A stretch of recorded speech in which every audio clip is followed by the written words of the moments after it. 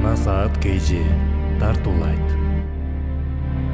Устаз Абдишукур Ажы Нарматов.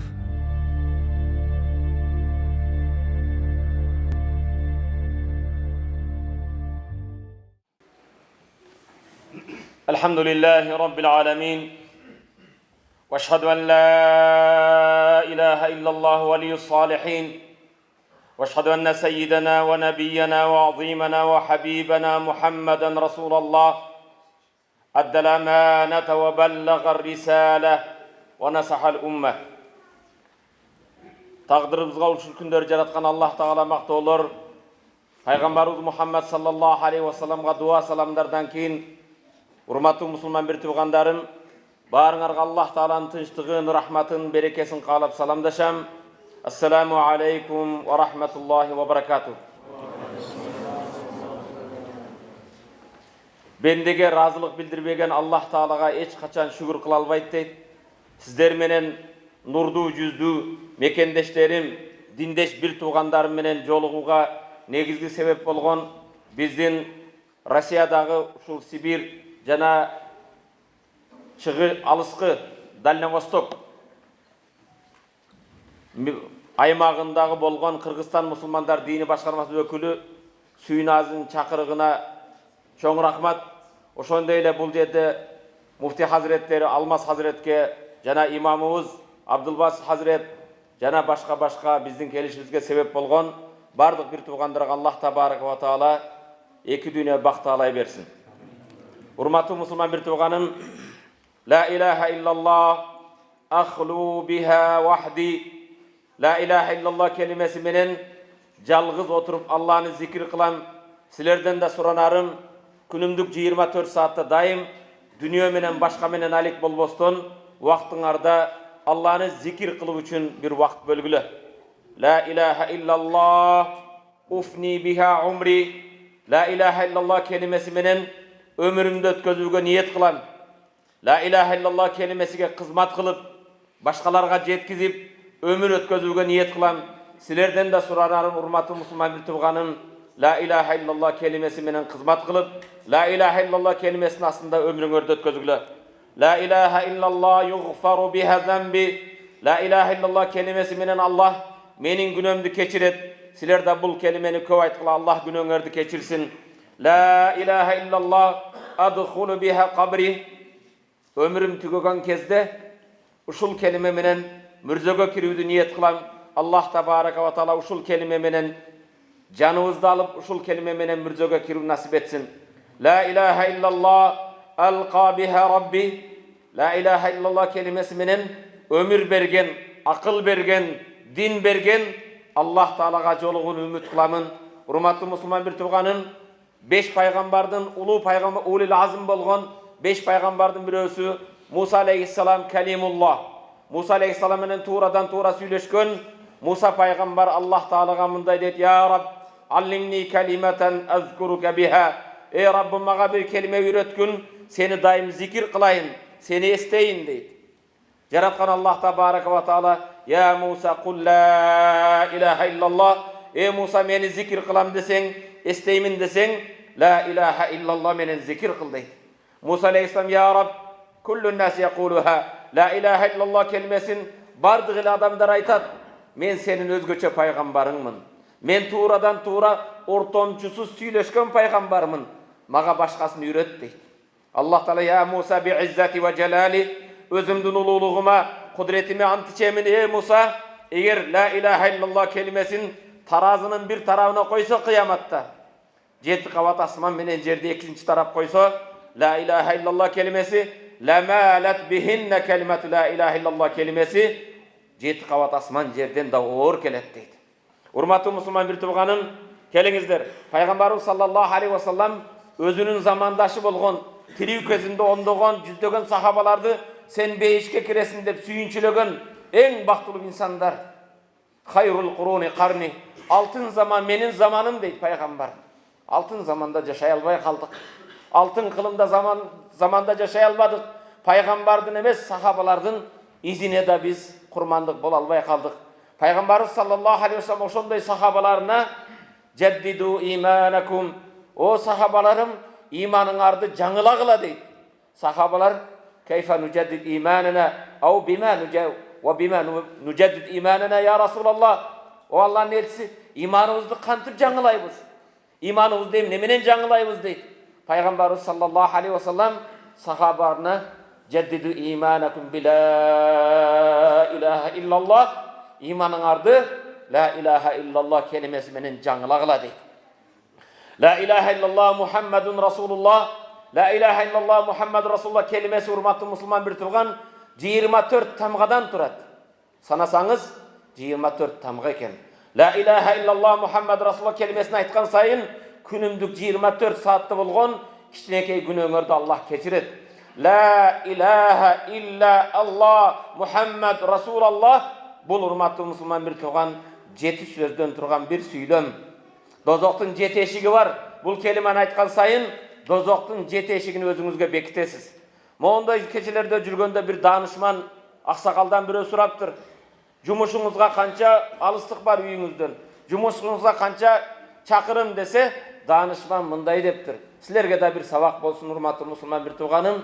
Кейде часпик болған кезде, машинелер көп болған кезде, үйімден жұмышқа жеткенге чейін 3000 жолы зикір қыламын деп тұр. Егер жол ашық болып қалса, 708 жол зикір менен ішіме жетемін деп. Машинеде жүресіз, көчеде жүресіз, метрода жүресіз, қайсы жерде жүргенде урматты мұсылман бір туғаным, раттибу алсинатукум бизикриллах, Алланың зикiri менен дайым тилиңерди өлдөгүлө.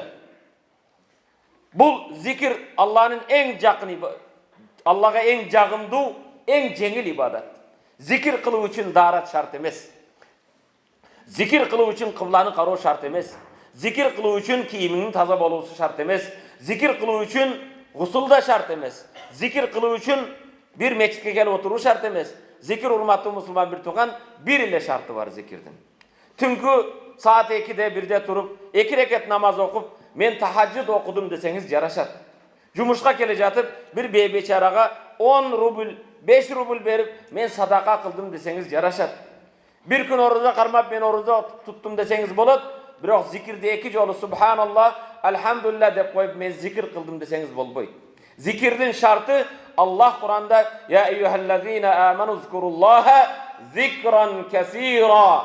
O Allah'ın barlığına birine iman keltirgen bendeler Allah'ını köp zikir kılgıla deydi. Urmatlı Müslüman bir tuğan menin köz aynegim düşüp ketse biröv alıp berse razı olup rahmat deymin. Maşineniz jürbey tursa biröv türtüp koysa rahmat deysiz. Prekloskada biröv jol berip koysa, ekinçilerden ötközüp koysa avarika jandırıp razılık bildiresiz. Biroq urmatlı Müslüman bir tuğan uşunday arzuğan nerse jardan bergen adamga rahmat desek, iyilip razılık bildirsek, ömür bergen Allah'ını zikir kılbayız mı? Akıl bergen Allah'ını zikir kılbayız mı? Rızkı bergen Allah'ını zikir kılbayız mı? Perzentlerini bergen Allah'ını zikir kılbayız mı? Allah oşonduktan zikirdin tezkeresi an-nusyan, unutu. Biz kimdi zikir kılavuz? Ulu Allah'ını oşonduktan az bolgan bolboyt. Allah'ını zikir kıludun bir şartı neken? Köp zikir kılu. Zikirlerden en ulusu la ilahe illallah Muhammedun Resulullah. Urmatlı Müslüman bir tuğan Peygamber sallallahu aleyhi ve sellem aksiru min kavli la ilahe illallah men kana ahiru kelamuhu la ilahe illallah dakhalal cennet. La ilahe illallah kelimesini köp aytqıla kimdin akırkı gargara can berer kezinde la ilahe illallah menen can berse al beyişke kiret deydi. Kebirler aytat oңой. Can bererdi aytıp koyam deysiz. Oңой emes urmatlı Müslüman bir tuğan. Tildi üyretiş gerek. Til daimanı menen boluş gerek. Kebirlerin çoçuğanları ne der çoçuysun? Urmatlı Müslüman bir tuğan tildi la ilahe illallah kelimesine üyretiş gerek. Ustazlardan biri ölse aytat Kuveyt'ten Egipet'e uçup kaldım deydi. Samolyotun kötörülgönüge bir 20 minut bolgonda janımda oturgan bir biznesmen jigit gargara olup kaldı. Gargara degen can beru. Men molda katarı, alım katarı köptügen adamdardı ahiretke uzatkanmın. Kolundan karma Peygamber laqinu mautakum la ilahe illallah öyle turgan can bere turgan insanlarga da kulağına la ilahe illallah'ını aytıp turgula deydi. Aytqında buyruk vermeysin. Biroq eskertesin. La ilahe illallah, la ilahe illallah.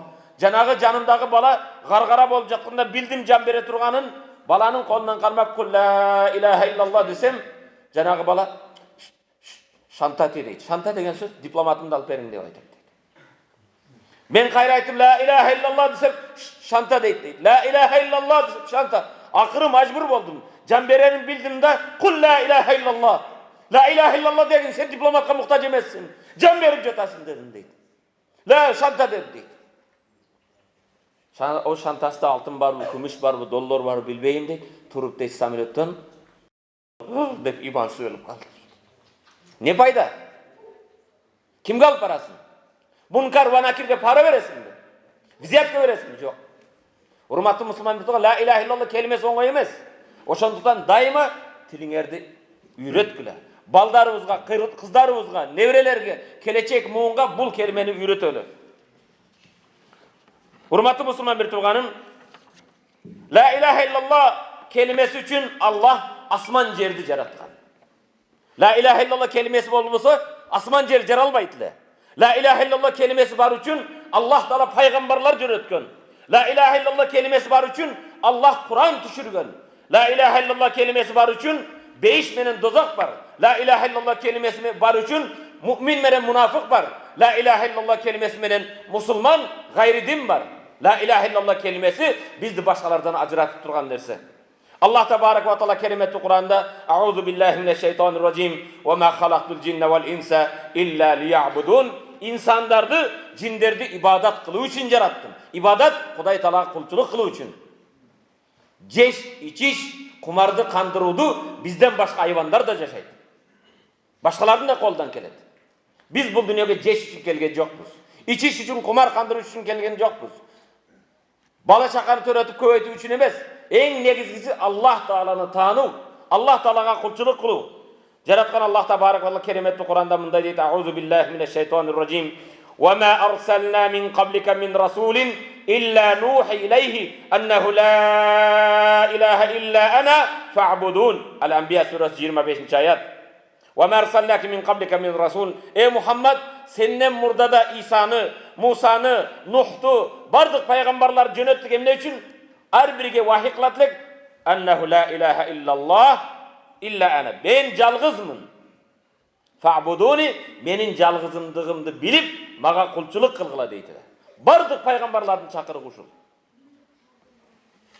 Sufyan ibn Uyeyne aytat Allah Teala'dan razı olsun. Ma en'ama Allah ala abdin minel ibad ni'meten a'zam min en arrafahum la ilahe illallah. Sufyan ibn Uyeyne aytat Allah Teala bendege bergen en çoğun tartı emne.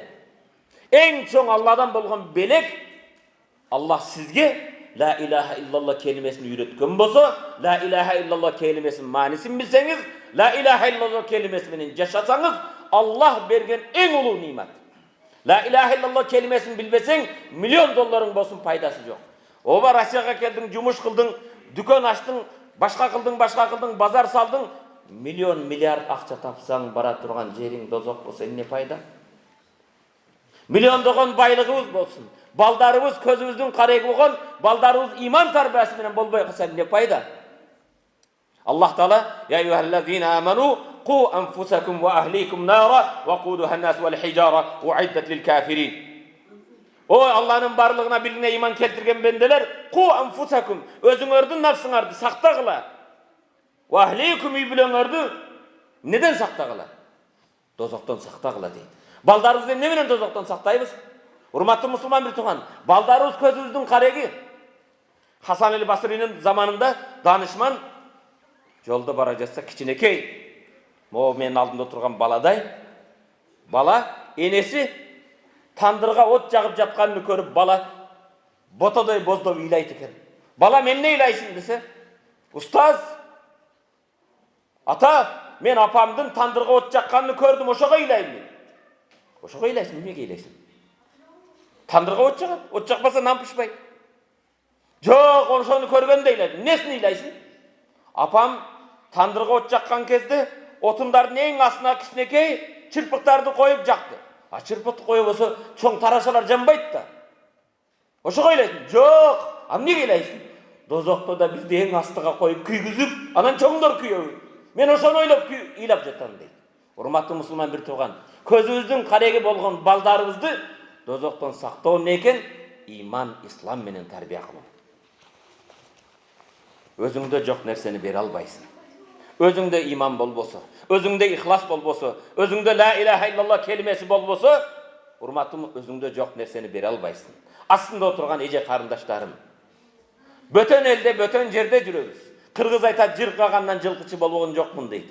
Бул жерге тирикчилик деп келдик. Балким силердин соодаңардан, үй салуудан, акча табуудан да чоңураак, жогорураак бир миссия менен, бир милдет менен Алла жөнөткөн болбосун. Ал милдетиңер өзүңөр билген иманды башкаларга жеткизүү. Бул дин менин, Абдулбаситтин, Сүйүнажынын же Алмаз Хазиреттин башканын гана моюндагы милдет эмес. Ар бирибиз мусулман дин камыда жашашыбыз керек. Алдыңарга канча болду, урматтуу мусулман бир тууган? Эң алдын келгендерге. 20 жылда bir adamdın la ilahe illallah deşine sebep oldun mu? لأن يهدي الله بك رجلا خير من الدنيا وما فيها. Peygamber aytат, bir adamdın hidayatıga sebep bolsoň, bir adamды kelime aytırıp imanга keltirip koysoň, dünyada bar nerseden jakşyrak deydi. Abu Bakr Sıddık. Kebirler aytат, men alım emesin, men bilbeyim, emnen aytam deydi. Meni üyrete turgan işleri sen bilbeyim deydi. Abu Bakr Sıddık musulman bolgon kezde Aşaral Mubashirin 15 menen sүйүнчүлөнгөн сахабанын 6-осун şu kişi musulman kılat. Bul kelimeni үйrөнгөндө жашайт bunu menen. Başkalarga jetkizet. Bir gün Mekke'den alısırak, çetirekte olgan bir baydın үйünün kagat takıldadı. Үйde kızmatker kul çıgat. Al kul, kuldun baskan izine kurban bolur. Peygamberin azancısı Hazreti Bilal. Tüngü saat 2'de 3'de Bilal bayımın. Hazreti Bilalcık, "Ma ca'a bika ya Abu Bakr? Ya Abu Bakr, bu tünden ne oldu? Mekke'de bir kırsık oldu bu. Düşman geldi bu. Emnege okutabasan bu tünü mağa jetip geldin deydi. Atakul la ilahe illallah. La ilahe illallah deysin mi deydi. Allah calgız, sıyırığa tatıktı bolgan taş emez, uy emez, darak emez. Calgız Kudaydın barlığına bildiğine iman keltiresin mi deydi. Uşunu aytkan keldim mi? Taң atqıça kütsöň bolboy bu deydi.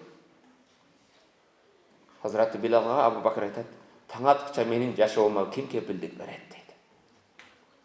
Men erten keçeyin yaşayın mı, je yaşabayın mı? Amanatты жеткизейин deydi.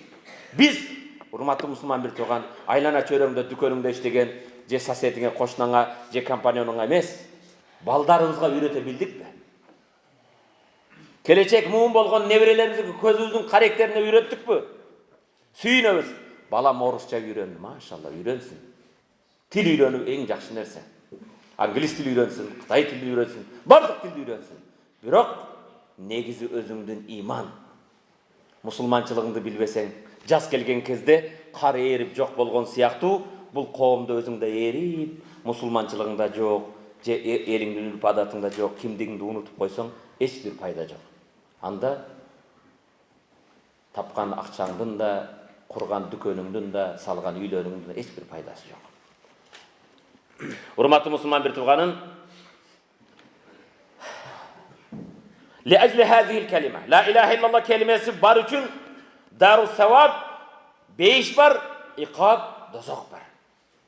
Uşul kelime bar üçün beyiş menen dozok var. Hiye miftahul cenne. Beyişli açkı çekin maşallah. Açkıçın yok bir жерге kire alasın da. Açkıçın öyle hiç жерге kire albaysın. Beyişke kirem degen birinci açkıç neyken? La ilahe illallah. Kana ayta alsın? Beyiş açıkça bulur matımız mı? Vahiye da'vat-ı rusul. Bardık peygamberlerin çakırı uşul. Adam atadan Muhammed Aleyhisselam'a çeyinki bardık peygamberlerin çakırı uşul. Vahiye mucibetü lil mağfirah. Günölördü keçirişti mildet bolat eken. Bul kelimeni aytkandın adamdın günöz munacat minannar dozoktan kutkaruvçu nerse. Ne kılat eken? La ilahe illallah kelimesi günölördü keçiretken, cana bizdi dozoktan saktaytken. Sami'an Nebi sallallahu aleyhi ve muezzinen. Peygamber bir azançını okup kaldı. Hazır ben dayım aksam, İmam Allahu Ekber deyip namaz okup atıptır. Азанчы La ilahe illallah деп азан айтып жатқанны пайғамбар ұқты дағын хаража минан нар. Бұл дозоқтан шықты деді. Дозоқтан құтылды деді. Бұл менің сөзім емес, урматты мұсылман бір туған. Кімнің сөзі? وَمَا يَنْتِقُ عَنِ الْهَوَى إِنْ هُوَ إِلَّا وَحْيٌ يُوحَى. Өзінің нафсыдан ойдыру емес, Алланың вахисіменен сөйлеген пайғамбардың сөзі. Азанчының La ilahe illallah дегенін ұғып пайғамбар не деді? Хаража минан нар, дозоқтан шықты деді. Имам Муслим риваят қылған достоверный сахих хадис. وقال أبو ذر رضي الله عنه قلت يا رسول الله كلمني بعمل يقربني من الجنة ويباعدني من النار. Абу Зар деген сахаба бүгін біз келіп айтамыз. Қайсы товар өтеді екен? Не алып келсем болады екен? Қайсы жерде жақсырақ клиенттер бар? Мұны сұраймыз. Абу Зар пайғамбар саллаллаху алейхи вассаламға келіп, "Я Расулалла, маған бір келіме үйретің, бейішке жақындатсын, дозоқтан мені алыстата тұрған, бейішке жақын алып барушы, дозоқтан алыстатушы бір келіме амалды үйрет" деді. Қала, пайғамбар айтты, "Иза амалта сайyi'atan fa'mal hasana." Bir жамандық қылып қойсаң, инсансың, чикеттен болғансың, хам сүт емгенсің. Bir адашып қалсаң, bir günah қылсаң, артынан сойып іш қылғын. Fa innaha asra misaliha. Bir жақсылық қылсаң, Аллах 10 есе соғыны береді деді. Qultu ya Rasulallah, la ilahe illallah minal hasanat. Abu Zar айтты, la ilahe illallah соғып тұрдан ба деді. Соғып іштерден mi dediler? Пайғамбар айтты, qala hiya ahsanul hasanat. Соғып тұрдың соғыбы ең жақсы шул болады деді. Еми қана, bir жамандық қылып қойсаң, артынан жақсылық қыл деділер. Сахаба айтты, la ilahe illallah жақсылыққа кіреуден, жақсылардың жақсысы шул болады деді. Мұндан артық еме жоқ деді.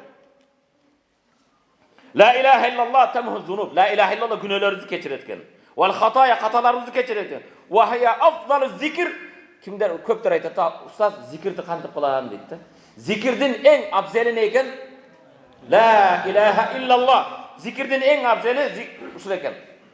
Hurmatlı Müslüman bir tuğanım. Peygamber sallallahu aleyhi ve sellem deydi. İnnallah harrama alen nar men qala la ilahe illallah yebtagı bi zalika vechallah. La ilahe illallah'ın aytuğu menen Allah'ın razılığı için çın yürekten aytkan adam denesin Allah Teala dozoq aram kılat deydi. Al dene dozoqa düşpeydi deydi. Kana deneyizdi dozoqtan aram bolus için çın yürekten meni qana qılır. La ilahe illallah erin tiyibeydi. Ne için? Bunun tamgaları da yürekten çıkar. İhlas menen çıkar. Biröw koca körsün, el körsün için emes. La ilahe illallah. Kimde kim Allah'ın razılık için çin yürekten la ilahe illallah desem ne olur eken? Ha? Hurmatlı Müslüman bir toğanım. Men qala la ilahe illallah yebtagı vechallah. Allah al adamdın denesin dozoq aram kılat. Dozoqa düşpeydi degen söz. Oşonduktan hurmatlı Müslüman bir toğan şeytan üçün, şeytan aleyhisselam'ın belin sındırgan, Şeytan alayhinin vozdukların çıkarı vergen, şeytan alayhilanın betini tırmak özüge en jaman körgön sözü la ilahe illallah eken. Üyüngden şeytanды alыс kılam desen, üyüngde bir baktılığı bolsa, üyüngde jakşınakay jaşao bolsun desen ne kılat eken biz? Daim ele muzikаны koyup alıp, jet ataң düşünbögen nerseni kulağına salıp alıp, eki jakta kıyşalаңda basa örbeysin. Bugün köptögen bizde musulmanın baldары da karasan, Pirçoskaları da başkaça, basışı da başkaça, kulağı hemen salıvagan, arkasında hiç kim tukpay. Başsam da erkeke okşuş erkek emestir. Erkek siyahtı, bir erkek emes. Hazreti Umar'ın canında, zamanında bir ömüntü baratkan eken, yürüyüşçüsü basışan pahotkası başkaçken, Hazreti Umar kamçısı menen bir türt öttağın, Abi Hacunun bu cindivi deydi. Bu nenormalliği mi denen sözde? Hazır köy nenormalli болып қалды. Hazreti Umar бүгін пайғамбардың үмметін көрсем не дейтіле білбейді. Zamanında бүгін hazır köy қишалаңдап, 10 жылдыққа барсам бір қишалаңда оламын дейді. Тегірменнің айланасында, тегірмен білесіңдер ә? Тегірменнің айланасында будай басып айланған ешек оқшап бір айланып келетілім дейді.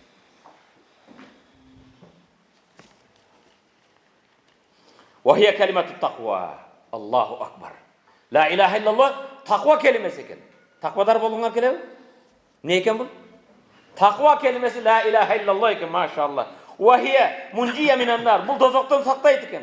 Limen qalaha bi sidqin ve ihlasın, kim çın ihlas menen aytsa. Ve hiye kelime ve miftah darus salam. Beşin açkışı hurmatlı Müslüman bir tuğan. Oşondan Peygamber laqinu mautakum la ilahe illallah.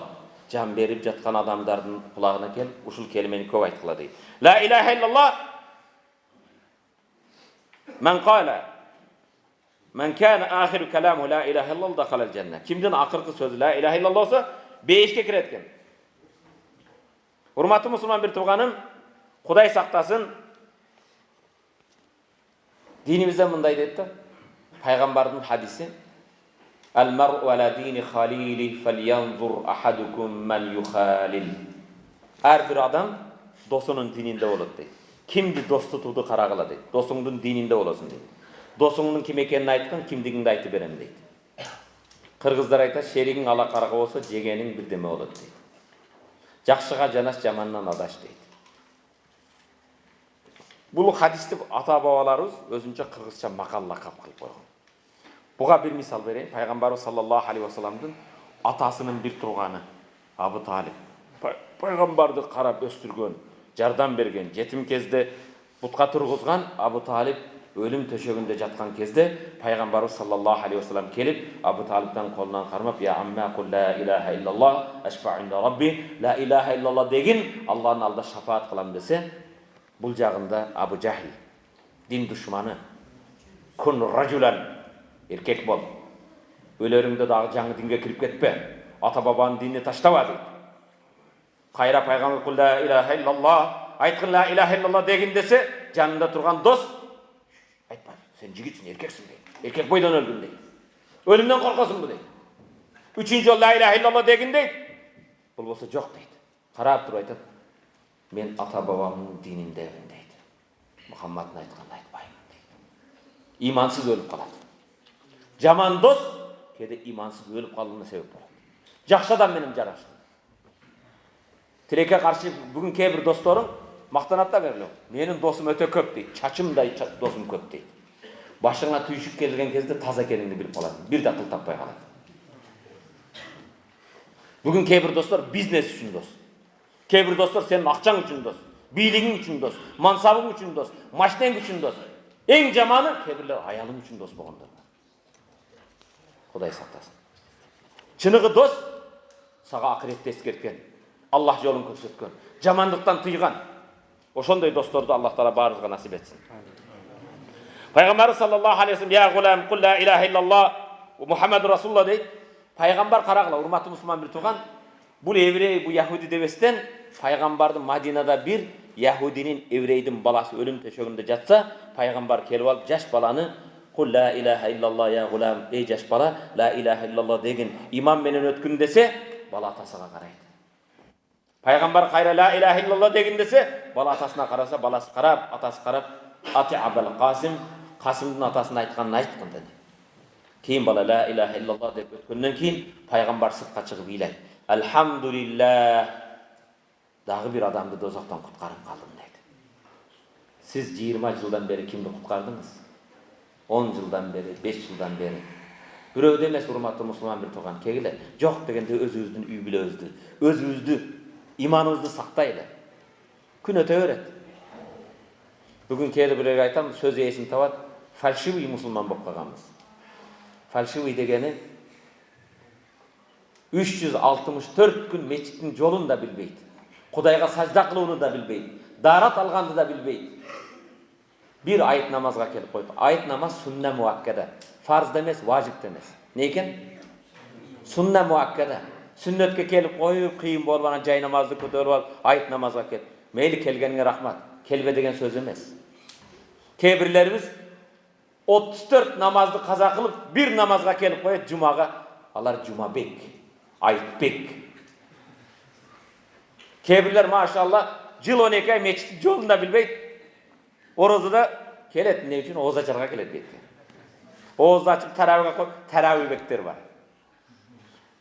Ramazan ayı çıkış menen beşke joldom algan siyaktı ol как будто бейишке эме алды да, жолдомо путевка алды, болды. Андан кийин мечитте көрбөйсүң дагы. Менин Кудай рахмат атам айтып калат эле, жан намаз, хан намаз, аш намаз деп. Жан намаз жаның үчүн Алладан коркуп окуган намаз. Бирөө үчүн эмес. Хан намаз шефтен коркасың. Атаңнан коркасың, агаңнан коркасың. Бирөөдөн корккондон эле келесиң да, бирөөнү колдой иштейсиң, барып алсаң иштеген айдай берет. Башка болот. Бул хан намаз болот. Аш намаз озы чарга келгенде окуп каласың. Же бир жерде түлөөгө чакырып калса, Кудайга чакырып калса, аксакалдан уялып туруп алат да. Ашка келген ал намаз, аш намаз ал. Ал Кудай үчүн окуган жок ал. Урматтуу мусулман бир тууган, келиңер, жан намаз окуйлу. Жаныбызды дозоктон куткарууга аракет кылалы. Бал хия лаха ма'на ва лаха муктада. Ла илаха иллаллах жөнөкөй айтып коюу эмес. Мунун маанилери бар экен, талаптары бар экен. Ла илаха иллаллах ла ма'буда иллаллах. Сыйынууга татыктуу Алладан башка эч ким жок. Ла илаха иллаллах ла махбуба иллаллах. Алладан сүйүүтүүрөөк эч ким жок. Ла илаха иллаллах ла максуда иллаллах. Алланын ыраазылыгынан башка эч максатың да жок. Жашоодон максат не? Эң жогорку максатыбызды Алланын ыраазылыгы деп коюшубуз керек. Ошондон мана бизнес кылам, акча табам, Алла разы болобу? Акча тапканда зекетин берем, Алла разы болобу? Ифтар берем, Алла разы болобу? Динибиз сени бизнес кылба дебейт. Кайсы жерде акымис сала ва ату зака, намаз оку, зекет берди. Динибиз байлыкка чакырат, аракет кылууга чакырат. Бирок ошол эле кезде байлык өзү эмне? Биздин Алланын ыраазылыгына алып баруучу себеп болуш керек ал. Урматтуу мусулман бир тууган, Усама ибн Зейд деген сахаба. Bir маарекеде мусулмандар менен гайридин мушриктердин урушу, салгылашуу, газат. Келип туруп бирөөдү өлтүрөйүн десе, ла илаха иллаллах деп качат. Сахаба айтат, жок, урба десе, Усама ибн Зейд артынан барып туруп, баягыны өлтүрүп коет. Пайгамбарга келип айтат, я Расулаллах, ла илаха иллаллах деди эле, мен өлтүргөн жокмун дейт. Мурда мусулман эмес эле, кафир эле. Бирок Усама артынан барганда, ла илаха иллаллах десе эле өлтүрүп салды дейт.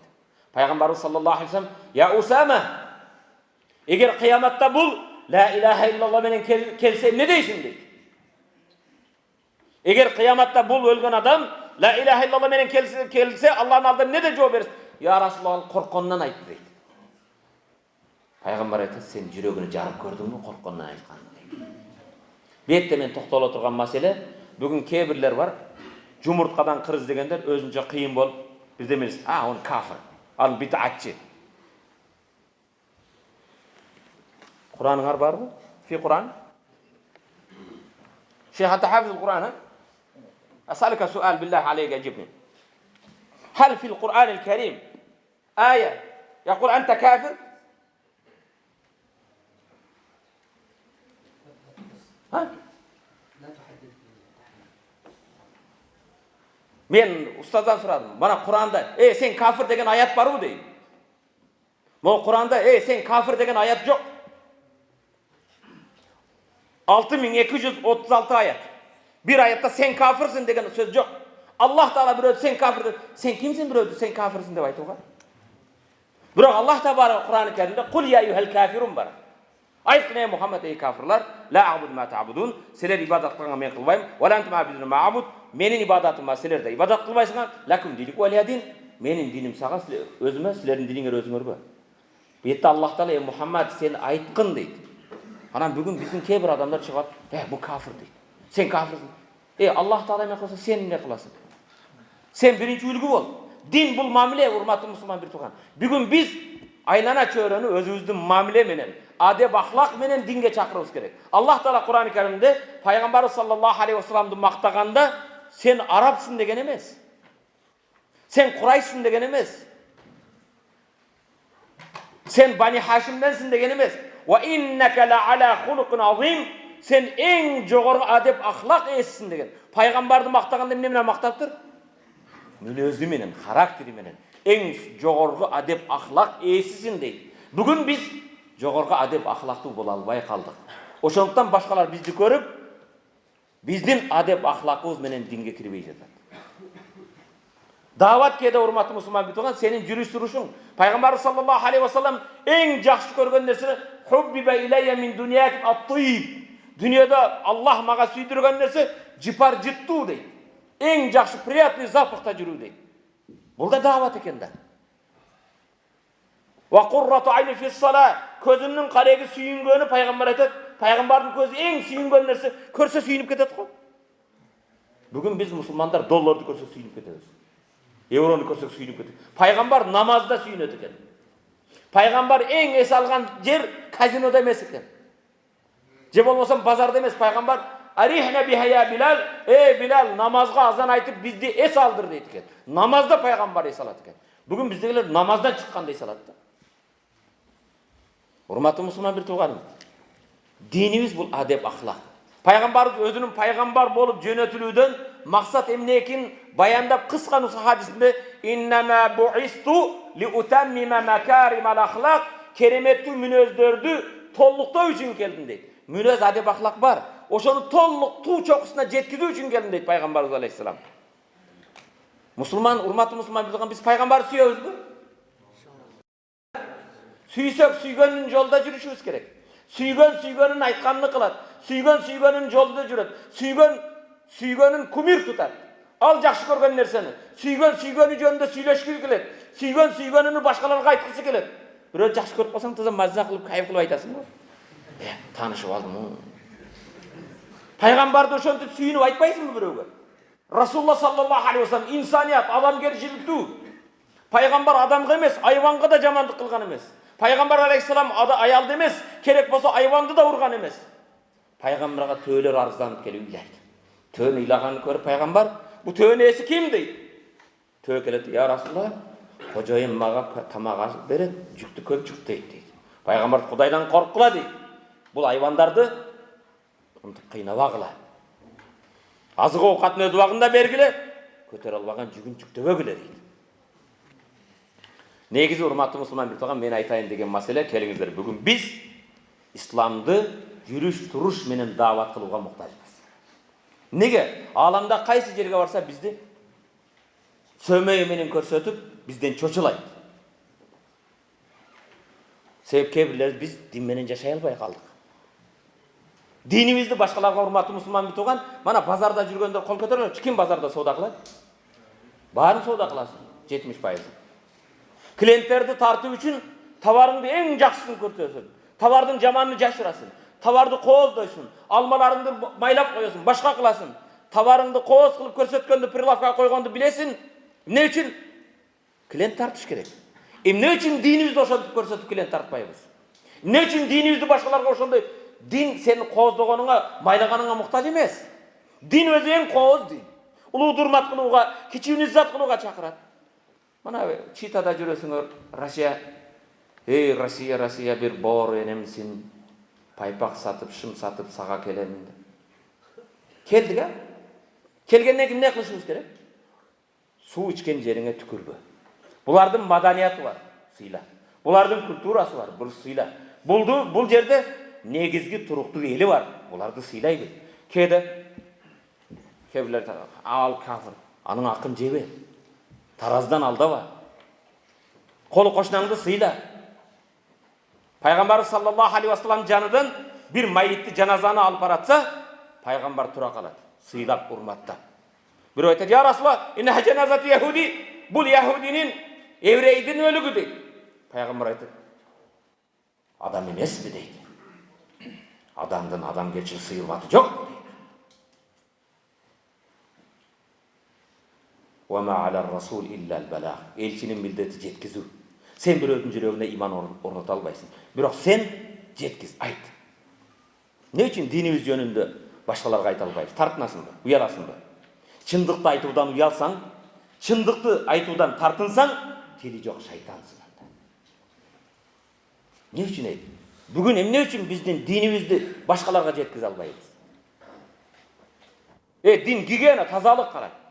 Машалла, 5 вакыт даарат аласың, башка кыласың. Bir gün şaharga men 2000-жылдары келдим да, bir çoğundun приемныйга бардым да. Ассаламу алейкум десем, вам кого дейт. Кыргыз жигит. Паланча аксакал келди, мен көрүшүшүм керек десем. Пока его нету дейт. Келип калабы десем, не могу знать дейт. Ачууланып кеттім, эме болып кеттім. Жанына келдім де, сен не? Сен орыс қатын емезді беле. Сен қырғыздың баласың ғой? Отырғаның вақтада отырасың. Мен ассаламу алейкум десем, ва алейкум ассаламды білбейсің. Bir жақсы жауап беріп қойшы. Башын чачын плашатқа қылып алды. Чачыңды плашатқа қылсаң қиын болып қаласың. Керек болса менің бұтым сенің бетіңнен таза. Мен 5 балды арат аламын. Сен дарат алғанды да білбейсің. Сен барлық жоғын шпарклеп қағып жүресің. Сен бірақ мұндай болсаң адам болшы. Мне же удобно дейді. Орысша сөйлеші. Мен арабша сөйлем удобно. Түркше білем удобно. Фарсша білем удобно. Мен сен арабша сөйлеген жоқпын ғой. Болғаны айылдан келгенде бір шардыда өскен бала емес. Мен айтайын деген бұл башқа тілді сөйлеу емес. Тіліңді сөйле, урматта, сыйла. Тіл үйрен. Башқалардың маданиятын емесін үйрен. Бірақ адам болды. Бізден залқар жазушы Чыңғыз Айтматов адам баласы үшін ең қиын нәрсе күнігі адам болу дейді. Бізде Аллах кімді қылып жаратқан? Адам қылып жаратқан. Адам болып жашау жөнекейлі адам сүретінде болу емес екенде. Кеше мана хадис емес, хадистерден ташқары бір көңіліңізді башқа нәрсеге бұрайын, урматтуу мекендештерім. Арабтарда ең жаман сөгініш, біздегі сөгінсіліп енең деп баштайды. Yok деп. Давай еркек болсаң шық дейді. Майты еркектер қол көтерілерші еркектер. Еркек емес, көтеріле қолмады. Чынығы еркектерші, біреуді қармап, давай мужиксі Мадинадин деген еркек емес. Чынығы еркек, ас-салату хайру минан наум, намаз ұйқыдан жақсы деп азан болған кезде, үстіндегі 1 килограмм, 2 килограмм одеялды ұрғыты беріп, одеялға күшігің жетіп, намазға тұтсаң еркексің, машалла, чынығы еркек. Ошондайлар қол көтерсінші. Анан одеялға күшігің жетпейді, тамбараға шыға алмай еркек боласың.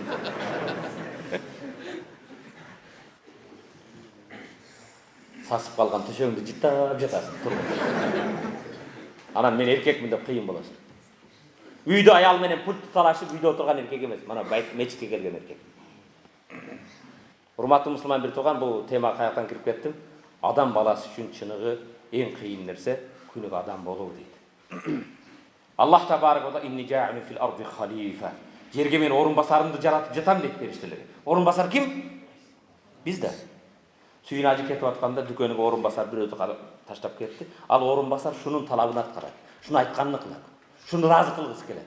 Біз Алланың орынбасары болсақ, бұл жерде Алланың диніне қызмат қыламыз. Алланың бұйрығын атқарамыз. Алла тыйып салған нәрседен тыйыламыз. Аны қылбасаң орынбасар болып не қыласың? Бірақ муфтидің орынбасары бұл. Муфти жоқ болғанда, мен өзім білем, намаз бүгінден баштап 3 вақт деп отыр. Же қалаған кірсін, қалаған шықсын дейді. Біз Алланың жердегі орынбасары болсақ, адамды атабызды жаратқан кезде. Эми урматтуу мұсылман бір туғаным, кейде бұл жерде улутчулдукка да жол бербеш керек. Ооба, мен қырғызмын. Мен қырғыз болып төрөлүүдү мен өзім тандаган жоқпын. Мен угуп жатқан өзбек бір туғаным, өзбек болууду ал тандаган жоқ. Ustaz Zayd араб болууду ал тандаган жоқ. Мен қырғыздың қыпчақмын деймін. Супер саяқмын деймін. Есес тапайды. Сарумын дейді, мұндызмын дейді. Адыгене башқа. Уруғыңды да сен тандаған жоқсың. Аны менен мақтанман да сен тандаған болмасың. Сен мақтана тұрған нәрсе бір нәрсе. Сен адеп ахлақың менен, мүнөзүң менен мақтан. Адеп ахлақыңды өзің оңдайсың. Ал-илму бит-таалим. Илим алуу менен аракет менен болот. Вал-хилму бит-тахаллум. Жумшактык өзүңдү ошого үйрөтүү менен. Ва-сабру бит-тасаббур. Сабырдуулук сабыр кылуу менен болот. Ошондой адеп ахлакың болсо мактан. Мына мен адеп ахлактуу, себеп аны өзүңө эме кыласың. Пайгамбар саллаллаху алейхи ва саллям сахабалар ушундай топко отурса, мактанып кетти, бирөөсү айтат, мен Курайш дейт. Ана Курайшиюн. Бирөөсү айтат, мен Хазраштанмын дейт. Бирөө мен Ансарданмын дейт. Урууларын айтса, Hazreti Bilal Peygamber'in azançısı Efiyopiya'dan kelgen kara toru jüregi ak, jüregi nurdu. Hazreti Bilal'a sen uruğun kim deydi? Sen ulutun kim deydi? Hazreti Bilal ana ibn Adam ellezi escedallahu melaikete. Allah періштелерді сажда қылдырған адамдың баласымын дейді. Кімнің баласы екен? Аллах періштелерді сажда қылдырған адамдың баласымын, мен адаммын дейді. Salman Fars tojiga hasmin jaba. Maşallah, salamat Boji. Salman Fars'dan sen qaysı kabiladasın, qaysı urudansın, qaysı natsiyadansın dese, Salman Fars ana ibnil İslam. Man pisari İslam aslan. Ben İslam'ın balasımın deydi. Peygamber okuyan kezde Salmanu minni ve ana min Salman. Salman menden, men Salmandanmın deydi. Salman az man as, man az Salman aslan. Biz Müslüman boluşumuz gerek. Ulut menen bölük. Sen Taciksin, Özböksün, Tatarsın, Arapsın, başka emes. Hazreti Bilal Mekke'ye gelip Kabe'nin üstüne çıkıp Allahu Ekber, Allahu Ekber, Allah bardık nersen ulu. Eşhedü en la ilahe illallah, göylük benim Allah calgız. Ve eşhedü enne Muhammeden Resulullah, göylük benim Muhammed Allah Teala'nın kulu. Hayyâles salâ, namazga kelgile, hayyâlel felâh, kutuluğa kelgile. Allahu Ekber, Allahu Ekber, sen kelbesen de Allah ulu boydan kala verir. Allah sana muhtaç emas, sen muhtaçsın Allah'a. Hazreti Bilal azan aytıp atsa, yüreğide oğruları var. Yüreğide oğru degen al insult infak emas. Yüreğide kör alvastı, kızganu, iki yüzlü, munafık, litsemerler. Muhammed Aleyhisselam şu karadan başkan tapmay kapı. Bul karanı Kabe'nin üstüge çıkarıp azan ayttırıp atatsa Allah Teala Kur'an'dan bu ayet düşünür bu Kur'an'da. Ya eyyuhannas, o insanlar. Bette Kırgızlar degen yok. Özbekler degen yok, Tacikler degen yok. Tatarlar, Araplar degen yok. Ya eyyuhannas, o insanlar. İnna halaknakum min zekeri ve unsa. Biz sizlerdi bir adam atadan erkekten havayını ırgaçından yarattık. Ve cealnakum şuuben, şuub elder kılıktık. Tacik eli, Kırgız eli, Özbek eli, Tatar eli, Arap eli, Dungan eli, başka elder. Ne için? Şuub elderini ve kabaile. Elin arasında uruğlar kılıp. Sayak kılıp, solta kılıp, munduz kılıp, başka kılıp. Ne için? Birine bir müstemlik kılıp için bu. Birine birin maktanı için bu. Birinde birin kemsildiği için yok. İnne akramakum indallahi atqakum li ta'arafu. Tanışınlar için. Birbirini tanıp öğrenü için. Li tata'avanu, birbirine yardım verir için. Birinde çok nesne ikinciden alıyor için. İnne akramakum indallahi atqakum. Allah'ın alda en keremetli, sıylı hurmatlı. Kırgızdan Arap ulu emas, Arap Kırgızdan ulu emas. Kırgız Özbekten de kıyın emas. Özbek Kırgızdan da Tacik'ten de ulu emas. İnne akramakum indallahi atqakum. Allah'ın alda bir ölçüm var. Kimnin yüreğinde takva olsa, Allah'dan korku olsa, al suyu hurmatlı. Al ulutuna karabay. Hurmatlı Müslüman bir tuğanım, biz innemel mu'minuna ihva, imandullar bir tuğan. La ilahe illallah kelimesinde bul kaysı ulut bol olsun benim bir tuğanım. Biz uşul kelime menen bir tuğanlıkta yaşap, başkalarga dinimizde akırınlık menen, жақшы adep ahlak menen jetkizişimiz gerek. Usama ibn Zeyd la ilahe illallah degen adamды öldürüp koydu ele. Peygamberimiz sallallahu aleyhi ve sellem eğer kıyamatta bu la ilahe illallah kelimesi menen kelse ne deysin? Bugün sen kebirler la ilahe illallah kelimesini aytsa da bu Müslüman emas başka senin aklın yok. Peygamberimiz sallallahu aleyhi ve sellem karagılar. Bir soyku jaman ayaldı aytadi. Suusap, çankap kıynalıp gelse, kudukka düşet dagı çıksa, kuduktun janında tilin, kuduktun aylanasında nımdуулukka sürtüp kıynalıp jatkan itти көрөт да, maga jetken kıyınçılık çankagandыk, buga da jetip turdup, kayra kudukka düşüp, but kiyim menen suuga çıkıp, itти suugarıp koygon üçün beyişke kirdi deydi. İtti. Adamdı degen жоқ. İtti. Sen adam bolup adamlarga жақсы мамиле кылаңдар. Ana bu orası bulandaydı deysin. İtti suğargan için beyişke kirdi deyip Peygamber sallallahu aleyhi ve sellem. İkinci bir ayaldaydı. Mışıktı kamap koyup tamak vermesinden talaдағы birine sen jeşke mümkünçük veriyor kamap koyup öldürgen adam dozoğa kirdi deyip. Dinimizde karayın. Din mışıkka itke de жақсылық kılığını çakırır. İt meselesine gelgende bir angeme esime keldi aytıp koyayım. Araplarda en jaman sökköndük, til degendik, mana артында Arapta oturat. Kalimat indel Arab Kelb ibnil kelb. Sağ cidden.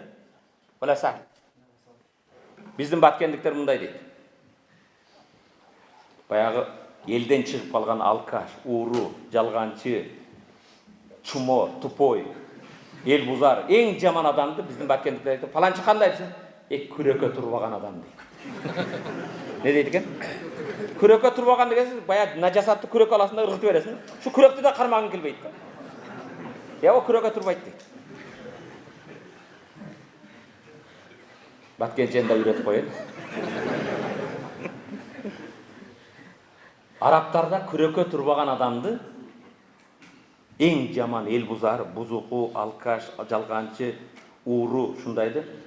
Кәл ибнил кәл, иттің баласы дейді. Бізде сөгінгендер еденен атадан сөгеді. Арабтарда не қылады екен? Мана ажыға барған аталар бар ғой. Ажыға барсаң, Макка, Мадинада дәрілік әймітті таппайсың. Жоқ аяқта. Иттің баласы деген сөз өте жаман сөз. Өте адамдың намысына, чучуғыңа, сөгіңе тие тұрған жаман сөз. Арабстанда жашаған иттігінен намыс қылып кетті. Неужели мен сондай жаманмын ба? Шу күрекке тұрып алған адамды маға теңейді дейді. Ушундай ең паскаш деп қояды бізділер. Ең жаман төмен болған адамды маға теңейді деп ит раса қайғырып, қапы болып, Тоқойды шефі кім? Арыстанға келіп, Арыстан шеф деп тұр, мен атымды өзгертіп қойыңыз деп. Мана елдің арасында жүре албай қалдым. Неге жүре албайсың? Ең жаман күрекке тұрып алғанды маға теңейді. Ит деп айтады. Оның намысы келмейді, оңолмайды. Мен ит болып намысы болып, мен атымды өзгертейін деп тұр. Арыстан айтып тұр, атыңды, сен иттің баласын, ит боласың. Сен итсің да. Сен адам емессің. Ешектің баласы қодик болады. Иттің баласы күчік болады. Аттың баласы құлын болады. Сен иттің баласы итсің деп. Ешек өзгертіп қойыңызшы, мен ұшу айылда жүре албай қалдым. Елдің арасында баш көтере албай қалдым десе, Арыстан айтып тұрғанда экзаменнен өтішің керек. Бұл жашау экзамен. Бұл жашау не екен? Табаракаллази халақал маут. Табаракаллази халақал маут. Шындай? Аллах өлім жаратты. Не үшін? Аллази халақал маута вал хаята. Аллах жашау мен өлім жаратты. Лияблуакум айюкум ахсан амала. Силердің кимиңер жақсы амал қылуыңарды сынау үшін жаратты Аллах. Жашау мен өлімде не үшін екен? Кимиңер эмне амал қыласыңар? Бұл сынау үшін. Егер ит атыңды өзгертем десең дейді, мана қойдың бір сан етini алғындағын дейді. Үйіңе апарып ертең кече сақтағын, ертең мен келіп көрем, етті шобойдан сақтаған болсаң, жеген болсаң, атыңды өзгертіп қоям. Оңай екен, болды дейді. Қолды берген. Қойдың бір сан етін алып келіп тұр, ит үйге қойып тұр. Үйге қойып ит жегісі келеді, ит иттіге қармайды. Үйде ет тұрса қан жебе қойады. Шілеке аяқ екен, етті жегісі келеді, анан өзіге жол іздейді. Азыр ойлап тұрған, итке ұқсас адамдар бар. Өзіге жол іздейді, мындай дейді. Мені арыстан мұны жебе деді ғой. Бирок қарап қойсам ешнәрсе болмайды деп аяқ өтіп қарайды. Аяқ өтіп қарайды. Қараған сайын дағы құмары қозғайды, жақындағысы келеді, жегісі келеді. Ана өзіге жол іздейді, айтады. Арыстан мені жебе деді, жанына барып, жыттап қойсам да қандай кайф, бір-екі жыттап қояйыншы дейді. Бияқ өтіп жыттайды етті, бияқ өтіп жыттайды. Жыттаған сайын шілеке ағады, құмары қайып, жегісі келеді. Арыстан маға бұны жеме деді. Арыстан ертең келген бүтін тұрса болды, полный тұрса. Зато тілімменен кішіне дамын жалап қойсам. Тілімді тигізіп, дамдап қойсам ешнәрсе болмайды ғой деп. Аяқ өтіп тіліні бір тигізеді, екінші жол тигізеді. Шілеке ағып шыдап кетеді. Ит болсам не болды тұр? Иттер ит болып еле жүріп отыр. Жалғыз еле мен ит бекем бе? Етті жеп қойып тұр. Ерте мен арыстан келіп, иттің баласы қайдасың десе, құйрығын дүміге қысып алып, жерді қарап тұрады екен. Мен сен айттым, сен итсің, ит бойдан қаласың, иттің баласысың. Ит ешқашан адам болбойды, өзгербейді. Күліп алдыңыздар ма? Bir kelime keltiririz. Siz adamsız. Adamdın balasısız. İtke okşap özüne yol izlebe. Qarap koysam болады. Қос көрішіп қойсам болады ғой. Бір-екі SMS жазып қойсам болады ғой. Мұнда белінен қанба билеп қойсам болады ғой. Життап қойсам болады ғой. Bir жолы тілімді өп қойсам не болады? Сен анда адам емессің, сен иттен де төменсің сен. Ит желіп жоқсың сен. Итке ұқсап өзіңе жол іздейсің. Біреудің бұйымына, біреудің ақына, біреудің намысына, біреудің малы мүлкіне ешқашан қол салбағын, албағын, біреудің намысын төкпегін, адам болып жашағын. Пайғамбар саллаллаху алейхи вассаламдан Абу Хурайра: "Я Расулаллах, мен ахаққун нас би шафаатика яумал қияма." Қияматта сенің қолдауыңа, шафаатыңа ең татымды адам кім деп пайғамбардан сұрады. Пайғамбар айтты: "Қала саллаллаху алейхи вассалам: "Лақад зананту я Аба Хурайра ан ла яс'алани ан хазал хадис гайру."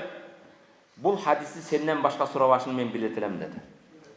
Абу Хурайра айтады: "Я Расулаллах, қияматта сіздің шафаатыңызға, қолдауыңызға ортомчу болып бейішке алып кіруіңізге ең татықты адам кім дейді? Байдың баласы ғой. Же депутаттың баласы ғой." Пайғамбар айтты: "Бұл хадисті сенден башқа адам сұрауашын мен білетілем. Сенде адам сұрайды" деді. Пайғамбар айтты: "Я Аба Хурайра, немеге? Лима ара мин хирсик алал хадис, сен хадиске қызыққан, ақиқат іздеген адамсың. Ошондықтан сені сұрайды деп білетілем. Ас'аду нас би шафаати яумал қияма ман қала ла илаха иллаллах халисан мин қалби." Қияматта менің шафаатыма ең татықты адам шын жүректен ла илаха иллаллах Мұхаммад Расул келмені айтып жүрген адам дейді. Ең шынығы пайғамбардың шафаатына татықты болу үшін бір келме келтіріңіз: ла илаха иллаллах айта беріңіз. Бірақ шарт деген ла буддан такуна халисан мин қалби. Шын жүректен. Жүрегіңде башқа нәрсе болмаш керек. Hurmatlı musulman bir tuğanım. Cebrail aleyhisselam Peygamber sallallahu aleyhi ve sellem'e kelip bunday dedi: "Ya Muhammed, iş ma şit." Emi qaran, Peygamber'e Cebrail perişte kelip: "Ya Muhammed, iş ma şit." Qalaganda yaşa dedi. Ne deydi? Qalaganda yaşa. Fa inneke mayyitun. Sen bir gün ölesin. Ölebiz mi? Öyle turgan bolsang qalaganda yaşa. Jol tandoo sende. Wa ahbib men ahbab fa inneke mufarih. Qalagan adamды süygün, bir gün ondan ajıraysın. Turab? Qalaganыңды süy, bir gün ondan ajıraysın, qalasın. Wa amal ma şit. Qalagan amalыңды жасагын, fa inneke majziyun bih. Oşa qılgan işine qarata je sыйлыгын je жазасын alasın. Cebrail aleyhisselam kelip peygamberge emes, bizge dindi үйretip atar. Ey jigit, ey mekendeşim, qalaganda yaşagın, bir gün sen ölesin. Qalaganды süygün, bir gün ondan ajıraysın. Qalagan amalыңды qılgın, amalыңa qarata je sыйлыгын, je жазасын alasın. Kelingizler hurmatlı Müslüman bir tuğan, daha bir kelime keltiremiz. La ilahe illallah. Negizgi tema geldim. Ya Ramazan. Ya Ramazan. Ey Ramazan. Bugün biz Şaban ayındayız. Ramazan ayı bizge eşkimizi takıldatıp gelatıp. Ya Ramazan marhaban bike zairan. Ey Ramazan, hoş geldin bizge. Hurmatlı Müslüman bir tuğanı, biz madaniyatlıyız. Biz kulturalıyız. Biroq başkalarının madaniyatıga berilip ketkenbiz. Ramazanга sanalı günler kaldı. Ey Ramazan, nurundu bizge çaçkın. Ey Ramazan, bizdin içimizdeki viruslardı öldürgün. Yüreğimizge iman nurun bergin, ihlas bergin. Hurmatlı Müslüman bir tuğan, Ramazan ayında yüreğin tirilmese kaçan tirilet? Ramazanda imanыңды жаңылабасаң kaçan жаңылайсın? Ramazanda bir bereşen bolup zekat sadakаңды bermesen kaçan beresin? Ramazan 5 tamgadan turadi. Re, mim, dad, alif, nun. Kaç eken? Re rahmetun minallah, Allah'ın rahmeti jağan ay. Mim mağfiratun minallah, Allah günahlardan mağfirat kılıp keçire turgan ay. Dad damanu lilal cenneh, beşke kepil bolgan garanti bolgan ay. Alif amanu minannar, dozoktan aman saktay turgan ay. Nun nuru minallah, Allah'ın nuru keremetu Kur'an çıkan ay. Ramazan ayında hurmatlı Müslüman bir tuğan, Allah Teala keremetti Kur'an'da: "Ya eyyühellezine amanu kutiba aleykumus-siyamu kema kutiba alellezine min qablikum leallekum tettekûn." Sadakallahul azim. O Allah'ın barlığına birliğine iman keltirgen bendeler, oroza karmao silerge farz boldu. Silerden murdagılarga farz bolgon siyaktı. La'allakum tattaqun likay tattaqun. Siler takvadar boluğunlar üçün. Ramazan yılına bir jolu kelip sabak öte turgan ulu mugalim. Kim eken? Mugalim kelgen kezde öte turgan predmeti var, sabagı var. Bul Ramazan yılına kelip bizge takva degen sabakты ötütken. Ne sabak ötütken? Takva. At-takva ha huna deydi Peygamber. Takva bul jerde deydi. Takva senin eski kiyiminde emes. Takva senin seldenin uzunluğunda emes. Takva senin jupunu jıgılayın dep жүрүшүңдө emes. Takva kayda eken? Yürekte eken. Peygamber sallallahu aleyhi ve sellem'din kuyup olası Hazreti Ali at-takva hiya havf minel celil. Ulu Allah'dan korku deydi takva. Wal amalu bit tenzil. Allah düşürgen Kur'an'a şariatga amal kılуу deydi. Var rida bil qalil. Allah bergen az bir köp boşoga razı boluu. Wal istibdad li yawmir rahil. Köçe turgan küngө dayardanуу deydi. Aytın ne? Suroo. Ha? Hurmatly musulman bir tuğanım, takva emne eken? Allah'dan korku, Allah'ın düşürgen şariatına amal kılуу, Allah'ın bergenine razı boluu, Allah Taala'nın asına barıp jolugar küngö dayardanуу. Hurmatly musulman bir tuğanım, dağı bir hadiske toktolom. Bul kıyamatdagı egzaminin suroolary. Egzamin neler eken? Suroolardy men berip koyayım, jogoptu özüңөр dayardaysыңar. Kıyamatda Peygamber sallallahu aleyhi ve sellem mınday dedi. La tazula qadama abdin hatta yus'ala an arba'in. Kıyamatta bendenin kadamı 10'ga 5'ge je solga dozoga ketpeyt 4 nersege жооп bermeyince. 4 nersege kattуу жооп beresin. 4 suroodan Allah senden suroo alat. Joobunu sen dayarda. Birincisi, an umrihi fima afna. Ömrüngde nemenen ötkөzdүң deydi. Allah bergen 60 yıllık, 70 yıllık ömrüngde nemenen ötkөzdүң. Ömrümüzdün köğünü bugün telefon menen ötközöbüz. Mana Kur'an'a köngül burabızbı? Ramazan ayı Kur'an ayı. Kegele Kur'an okuydu.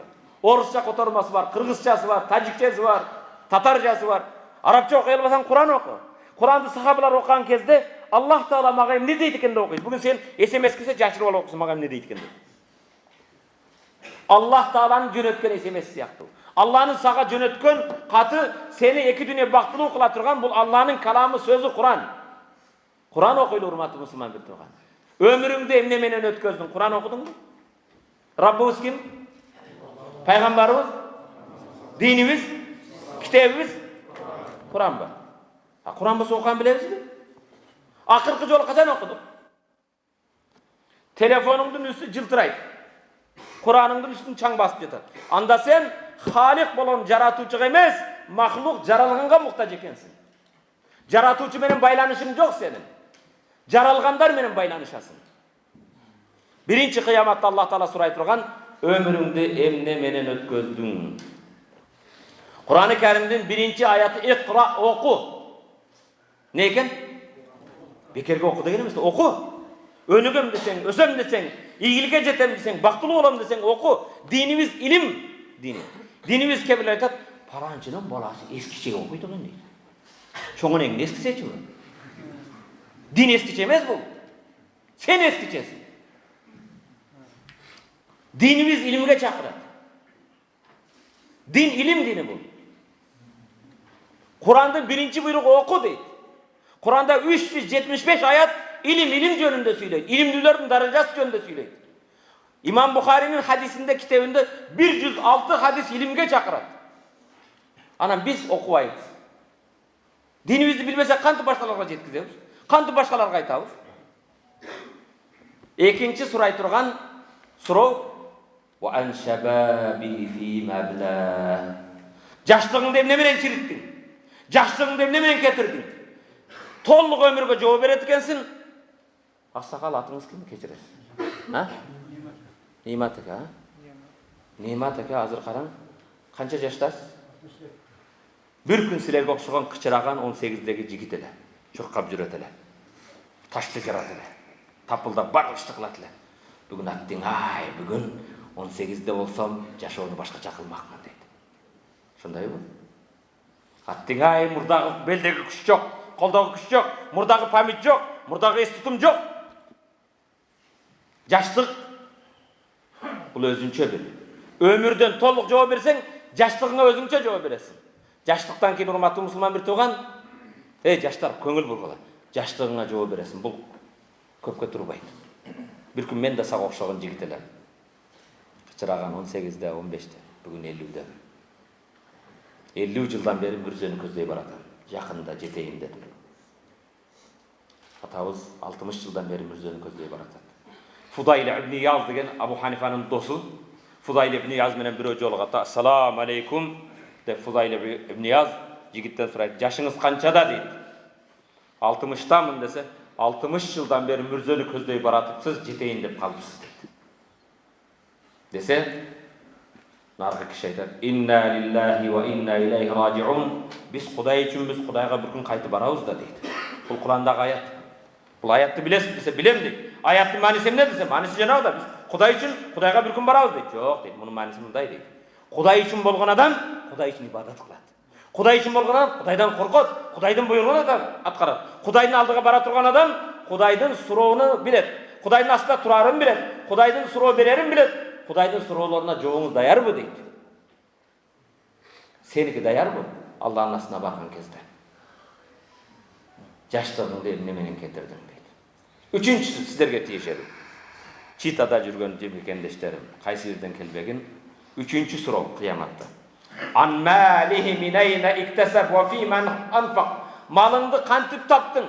Сомуңду, долларыңды, евроңду, рубльды кантип таптың? Кантип таптың? Контейнерде, суукта, базарда товар сатып, башка кылып, кыйналып, тачка тартып, жумуш кылып, стройка кылып таптың чекетер менен. Таптың буга жооп. Бирок ва фи ман анфак кайка иштеттиң буга да жооп бересиң. Анан мен өзүм таптым, өзүм билем дейсиң. Тапканыңды кайсы жолго иштеткениңе жооп бересиң. Барып алып жети жип менен, лимузин менен ЗАГСка чыкпай эле кой. Сен мусулман болуп, 5-6 аксакалдын алкыш батасын алып, бисмилла деп, никеңди жакшы бир үгүттө баштаган. Угутта жакшы бир багытта баштаган. Креслого отурганда, эгерге отурганда кыйшык отурбагын. Тоюңда атың өчкөр арак менен тос болбосун. Чочун эркек менен аялдар бийге түшүп бири-бирине арам иштерди кылбасын. Анда алыска барбайсың, тез ажырайсың. 2017-жылы Кыргызстанда 48.000-49.000 жаш балдар, кыздар үйлөнүп, 9 айда 17% ажырашып кетти. Эмне үчүн? Алардын тойда Алланын сүннөтү менен болгон жок.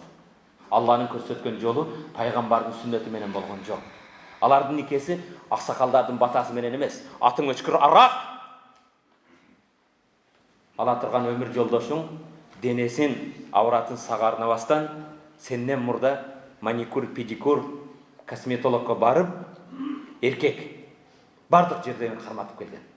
Сенден мурда көрсөтүп келет. Тойго келген 300 адамга бардык эмесин көрсөтөт. Ал сенин рифкан бил каварир. Каварир деген эң баалуу таш сеники ал. Эч кимге көрсөтпө. Азыр бриллиантың болсо түшкөн таштайсыңбы? Алмазыңды түшкөн таштайсыңбы? Ороп койсуң, артыңга бербейсиң. Бул эң баалуу сенин өмүр жолдошуң, сенин намысың. Анын фигурасына, анын краскасына, башкасына караба. Сен анын кандай адамдын тарбиясын алган, кандай эненин сүтүн эмген, иманда, исламда кандай, ошого карап танда. Үчүнчү жолу суроо, малыңды кантип таптың, кайсы жолго иштеттиң? Ооба, Россияда кыйналып, суукта жүрүп таптың, бирок кайсы жолго иштетип жатасың? Эмне жолунда иштеттиң, урматтуу мусулман бир тууган? Мешитке бердиңби, медресеге бердиңби? Өзүңдүн келечегиң үчүн бир жок дегенде пешкаблок кыла турган бир станок алып койдуңбу? Же бир 10 уй кой алып койдуңбу? Болбогон эле нерсеге саттай бересиз. 20 жылдыкка 20.000 сомдон, 10 жылдыкка 10.000 сомдон, 30 жылдыкка 30.000 сомдон, эки жолу жейсин, ичесин, тияка барып бушуп бүттү. Манаяктан өткөндөн кийин баары бир. Bir açık çındıkta aytıp koyayına, bir kelime keltirelim. Kimdin bul jaşoodogu en çoğun probleması, kaygısı, gamı, mana aşkazandı kantip razı kılam dep jaşasa, köylü şunu el oylayt da, ne jeybiz, ne içebiz? Aşkazanın tömönürögünü oylap jaşasa, anın Allah Taala'nın aldığı kadır barkı salmağı aşkazandan çıkkan nersedен hiçbir ayırması yok. Sen aşkazanın kulu bolbogun. Sen kumardın kulu bolbogun. Tapkan akçаңды. Hazreti Umar ekonomikаны экеле сөзгө орнотуп кайтты. Экономия түш керек biraz. Tapkanыңды кыйналып таап атасың, туурабы? Hazreti Umar aytты: "Афакуллама иштахайтум иштарайтум?" Качан эле кааласаңар сатып ала бересиңер. Желание болсо эле сатып ала бересиңер. Жегим келди деп ала бересиң. Ичким келди деп ала бересиң. Кээде нафсыңа жок деп токтот. Бүгүн шашылып жебейсиң. Бүгүн жөн эле курнам менен. Бүгүн жөн эле курма менен ооз ичасың. Нафсыңа жок дей аласыңбы? Нафсыңа күчүң жетпесе, эч нерсеге күчүң жетпейт анда. Малыңды кайдан таптың, кайсы жолго иштеткениңе жооп бересиң. Төртүнчүсү. Ва ан илмихи маза амила бих. Алган илимиңе кайсын амал кылдың? Может, илимиң жоктур. Дамыладан жумада келип укканың амал кылдыңбы? Хазраттан укканың амал кылдыңбы? Келип уктуң, машалла, Абдышүкүр ажы келген экен, муну айтты, муну айтты. Чыгып алып амал кылдыңбы ошого? Өзүңө бир жыйынтыкка келдиңби? Мурда билбегендирсиң, укпагандырсың. Мындан кийин Рамазан келе жатат. Рамазан жылына бир жолу келип бизге нени үйрөтөт экен? Такваны. Таква деген нерсе, урматтуу мусулман бир тууган, сырткы келбетте эмес, таква жүрөктөгү нерсе. Таква эме карада Рамазан айында мана суусундуктар, шашлык, беш бармак, адал болгон нерседен өзүң тийип атасың, а эмне үчүн адамдан тие албайсың? Гыйбаттан тийбайсыңбы өзүңдү? Гыйбат деген бүгүн аялдардан да эркектер көбүрөөк гыйбат кылат. Отурганда тамакта салаттын ордуна, закусканын ордуна не кылат? Гыйбатта бирөөнүн этин жейт. Бир сахаба пайгамбардын алдына туруп кетсе, экинчиси кеткен сахаба жөнүндө бирдеме деди эле, пайгамбар тишиңди тазалап ал деди. Я Расулалла, мен эт жеген жокмун, эмне тишиңди тазалайм десе, сен мусулман бир тууганыңдын этин жедиң де. Пайгамбар сахабалар менен бир жерде барса, таштандыдан өлүп калган өлүмтө айбандын, эшектин жыты чыгып кетти. Сассык. Сахабаларга айтты: "Могу жытты билесиңерби, эмне жыт?" деди. "Бир нерсе өлүп калган го" деди. Пайгамбар айтты: "Адамдарды гыйбат кылгандардын сассыгы" деди. Бирөөнүн артынан сүйлөгөндө гыйбат болот. Бүгүн отуруп алып, телефондо да аны шубайсың, муну шубайсың, Кыргызстан жөнүндө, башка жөнүндө. Бармагың менен Алланын алдында өкүнө турган нерсени жазба. Кээ бирлер башка ат менен кирип алат. Өзүңө ишенбейсиң. Сен өзүңө ишенбейсиң. Каймана ат менен киргендер өзүгө ишенбеген адамга вообще ишенбеген. Өз аты менен кире албайт болуп, ал кыянатчы, калпычы, жалганчы. Өзүгө ишенбеген адамга эч качан ишенбегиле. Ушак айымды таркатпагыла. Кээде отуруп алып, телефон менен урматтуу мусулман бир тууган, жылаңач бирөөлөрдү бөлүшөсүң, жаман видеороликтерди бөлүшөсүң. Көргөн адамдардын күнөөсү сага. 1000 адам көрсө, 1000 адамдын күнөөсүн сен аласың. 10.000 адам болсо, 10.000 адамдын күнөөсүн аласың. Эгер сен жөнөткөн жаман жарым жылаңачтын же жаман видеороликтин себеби менен бирөө күнөө кылып койсо, анын күнөөсүн да сен аласың. Мына этият болуш керек. Бунун жакшы жагы колдонсо болот, жаман жагы колдонсо болот. Урматтуу мусулман бир тууганым, Рамазан айы келди. Вайлун. Вай болсун, жашоонда вай деп өтсүн. Дозоктун вай деген өрөөнүнө түшсүн. Кимде ким Рамазан деген оптовый базарга келип, бир тиын пайда көрбөй чыгып кеткен. Силерде сезон бар да? А сезондо бир нерсе сатып алайын, бир нерсе алып алайын, ичине оборот кылып алайын дейсиң. Рамазан сооп кыла турган сезон. Садака бере турган, зекет бере турган, ифтар бере турган, жетим жесирдин акыбалын сурай турган, ата-эненин акыбалын сурай турган, сооп иш кыла турган Рамазанда жашап туруп, сооп ала албай өтүп кетсең, акыбалың бай болсун. Урматтуу мусулман бир тууганым, Рамазан келди. Канча калды? 15 күн калды. 2 жума. Келди. Кечеле орозо кармабадык беле? Кечеле ушул жерде ифтар кылбадык беле? Ифтар кылганбы күнүгө? Кечеле кылдык беле? Кайра келип калды. Ушундай тез келди. Урматтуу мусулман бир тууган, өткөн Рамазанда кээ бириңдин, азыр өзү билет. Кээ бириңдин өткөн Рамазанда саргылык оокат кылып, ашын бышырып, чайын кайнатып, балам, тур. Тамагыңды жеп алгын, орозого бекем болгун деп тамак бышырып, чай кылып берген энелериңер бу Рамазанда катарыңызда жок. Энеси жок болгондор билсин. Канчабы былтыргы Рамазанда алтынын жаныга мээримин арнаган энелер бу Рамазанда жок. Өткөн Рамазанда энеси каза болгондор билет. Аттыңай бу Рамазанда болгондо жаныга барып орозо кармасам, бирге болсам, ыраазылыгын алсам, орозо чыкса ажыга апарсам, таппайсың мен болду кетти. Өткөн Рамазанда сени менен тарабыда турган, сага алкыш батасын берген, же алыста болсо да телефонда балам, силерди да ой айт шүкүм бекен, айтың барек болсун деген кээ бир аталарыбыз бул Рамазанда катарыбызда жок. Же барбы? Эч кимди узатпадыңарбы? Өткөн Рамазанда сени менен ооз ачар жеген, бирге ооз ачкан кээ бир досторуң катарыңда жок. Өткөн Рамазанда таравида турган кээ бир инсандар катарыбызда жок. Сени Аллах Рамазанга жеткиздиби? Шүгүр кыл, миң шүгүр кыл. Кел, бул Рамазан силер үчүн мен уккан бир тууганы. Ушул Рамазан иншалла, айткылачы иншалла. Ушул Рамазан мен үчүн башкача болот, өзгөчө болот. Балким мен үчүн акыркы Рамазандыр. Балким сиз үчүн акыркы Рамазандыр. Балким ал үчүн акыркы Рамазандыр. Балким кээ бирлерибизге бул акыркы Рамазандыр. Балким Рамазанга жетпей каларбыз. Азыр ниетибизди оңдосок, ошол Рамазандагыдай соопту алабыз. Иншалла бул Рамазан мен башкача кармаймын. Бул Рамазанда Кудай кааласа мен бир гана тамак аштан, суусундуктан өзүмдү тыйбайм. Бул Рамазанда мен эч кимди гыйбат кылбаймын. Эч кимди ушак кылбаймын. Бул Рамазанда Кудай кааласа мен сайттарга кирбеймин мен. Жаман интернетте, жаман соцсеттарда ар нерсени бөлүшпөймүн. Бул Рамазанда мен Кудай кааласа Куран менен убактымды өткөзөм. Бул Рамазанда мен күнүгө атамдын акыбалын сураймын. Бул Рамазанда мен күнүгө энемдин акыбалын сурап дуасын алам. Бул Рамазанда мен Кудай кааласа 2 жолу ифтар берем. Мен 5 жолу ифтар берем. Васариу иля магфиратин мир раббикум. Аллахнын магфираты жарыш кыла, атандаш кыла. Компания бетте эме болосуңар атандашуу. Атандашу жарышу деген сөз.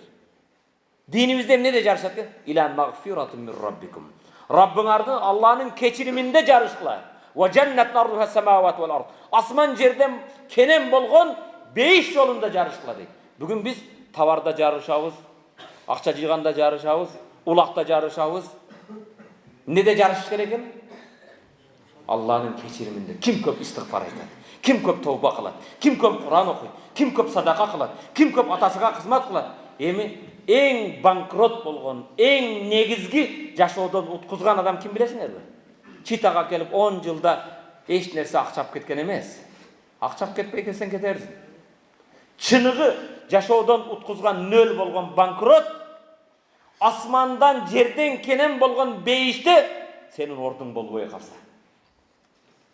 Асман 7 кабат асман, 7 кабат жерден кенен бейиш бар экен, сен байкушка орун жок экен ошол жерде. Мындан артык уткузуу барбы? Асман жерден кенен болгон бейиште сенин ордуң болбой калса, урматтуу мусулмандар тууганым. Келиңиздер дагы бир. Мен көп темаларга токтолоюн дедим. Бардыгыбыз өлөбүз. Өткөндө Кувейтте бир алым каза болгондо бул Шейх Тантави деген да китеби да бар. Силер менен бөлүшкүм келет. Бир келиме келтирип иманыбызды жаңылайлы. Кызыктуу эме экен. Инда маути лан aqlaq. Өлөрүмдө дейт, эч сарсана болбоймун дейт. Качан сарсана болбойсуң? Намазың ордунда болсо, орозоң өзүндө болсо, күнөөң болбосо, ойлонбой Аллах Тааланын асына кетесиң. Мо алым жазуучу өлөр кезде жазып коюптур, сиздер менен бөлүшөйүн дейт, мындай дейт. Инда маути лан aqlaq. Өлөрүмдө эч сарсана болбоймун, баткендиктер ылкак болбоймун дейт. Баткендик экен күлүп берди ушундай. Вала нахтам bijasадил бали. Чирип кала турган денеме көңүл да бурбаймын. Мунун гамын жебеймин, кайгысын тартпаймын. Өлөр кезимде сарсана болбоймун, чирий турган денеме көңүл бурбаймын. Эмне үчүн? Fa ikhwani minal muslimin sayaqumuna bil wajib bil lazim. Мусулман бир туугандарым мойнундагы милдеттерин аткарат. Кантип аткарат? Биринчи аткара турган. Өлүп калсам, сиздер өлүп калсаң, силерге айтсам кафа болбогула, мисалы мен өлүп калсам, мусулмандар милдетин аткарат кантип? Южаридунани мин малабис. Биринчи мени кийимди чечип алаттар. Ушу кийимимде ыра көрбөйт. Футболканы да ыра көрбөйт экен. Майканы да ыра көрбөйт экен. Баарын чечип алат. Андан денем суудун ысыктыгын, муздактыгын билбейт. Ысык экен, жылуураак кыл, музагыраак кыл дей албайсың. Югассилунани. Жаназа үчүн мени жуунтурат. Үчүнчү. Юкаффинунани. Чөнтөгү жок, жеңи жок, жакасы жок, кепинге орошот. Машиненин күлүшүнү каяка салат? Visa kartı qayga salasın? Kepinde çöntök жоқ, аны ала албайсың. Төртүн, южарридуна мин юхрижуна мин байти. Кийин кепинге уруп, даже өзүм салган үйүмө да жаткызбайт. Жыттанып кетпесин, сасып кетпесин деп боз үйгө алып чыгып коет. Үйүңдөн чыгарат сыртка. Итальянский Түркиядан алып келген диванга жаткызбайт. Сыртка алып чыгышат. Yazhabuna bi al-maskanil jadid. Жаңы үйгө мени алып барат дейт. Жаңы үйүң ал кабыр. Не деген? Өлгөнүбүздө эки карыш жерге муктажбыз. Дүнүйөгө келгенде өлгөнүбүздө 2 метр жерге муктажбыз. Жаңы үйгө алып барат. Ал үйдүн аты не экен? Ким барбайт? Ал кабру бабун ва куллу нас дахилу. Кабыр деген үй бар, бардык адамдар кирет ал эшиктен. Алам буйруганга кебирлердин кабырда болбой калат. 6-нчы. Ва саятил касир ли таши'и жаназат. Менин жаназама өтө көп адам келет дейт. Ким келет экен? Сизге да көп адамдар келет. Ойлонбоң. Жаназаңызга өтө адамдар келет. Бал сайулгhi al-kasir minhum a'malahu wa mawa'ida. Балким сенин жаназаңа келгендер кебирлер базарга чыкпайт ошол күнү, жумушун токтотуп коет. Дүкөнүн ачпайт. Кебирлер бирөө менен жолугушкан деген уадаларын да таштап сени көмгөнү келет. Не келет? Көмгөнү келет. وقد يكون الكثير منهم لم يفكر في نصيحة يوما من الأيام. Менин жаназама келгендин көпчүлүгү өмүрүндө бир жолу мага насаат кылган эмес. Бир жолу намаз оку деген эмес. Бир жолу келиме айт деген эмес. Бир жолу иман жолун көрсөткөн эмес. Өмүрүндө бир мага жакшылык насаат кылбагандар да жаназама келет. Эмне үчүн?